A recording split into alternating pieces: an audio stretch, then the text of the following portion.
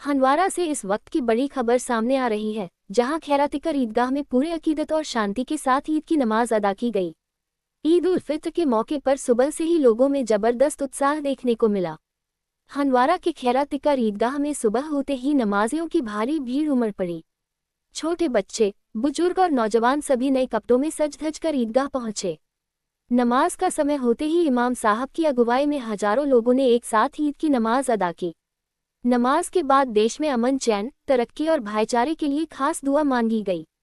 लोगों ने एक दूसरे को गले लगाकर ईद की मुबारकबाद दी और ईद मुबारक की गूंज से पूरा इलाका गूंज उठा।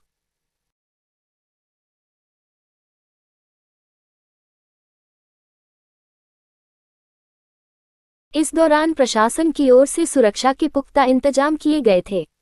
पुलिस बल और स्थानीय प्रशासन मौके पर तैनात रहे ताकि नमाज शांतिपूर्ण तरीके से संपन्न हो सके।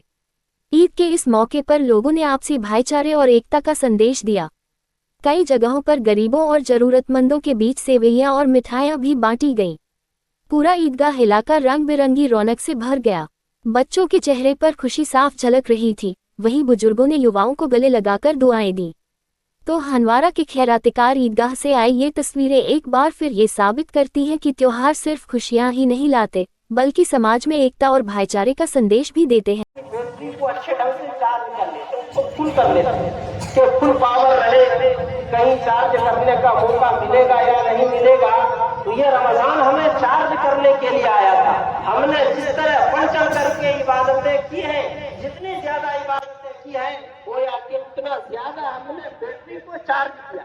अब आप यहीं से अंदाजा लगाइए कि जिसने बिना उज्र रोजा नहीं रखा होगा, क्या उसकी बैटरी चार्ज हुई होगी? जिसने बिना उज्र तरावियों को छोड़ दिया होगा, उनकी बैटरी का क्या हाल होगा? जिसने ना रोजे का एहतराम किया होगा, उनकी बैटरी का क्या हाल होगा? क्या 11 महीने तक वो बैटरी उनको लेकर के साथ चलेगी? नहीं चलेगी। ऐसे लोगों पर तो हैवानी सिफत का और ज्यादा गलबा हो जाता है। हैवानी और बहीमी सिफत उनके अंदर और आ जाती है। तो यह अल्लाह रब्बुल इज्जत का बड़ा फजल था, बड़ा कर्म था, बड़ा इनाम था कि उन्होंने हमारी जिंदगी इतनी तराश की कि यह महीना हमें मिला। और ये महीना ही नहीं, बल्कि अल्लाह रब्बुल इज्जत ने पूरा महीना ही हमें इनायत किया। और उस महीने के बीत जाने पर आज का दिन वो के इनाम का दिन है। जो इबादतें हमने पूरे महीने किए हैं, उन इबादतों पर अज्र मिलने का दिन है। अल्लाह रब्बुल इज्जत आज रमजान के आमाल के एतबार से हमारे लिए अजर और सवाब का फैसला करेगा। ऐसा नहीं है कि सारे लोग यहाँ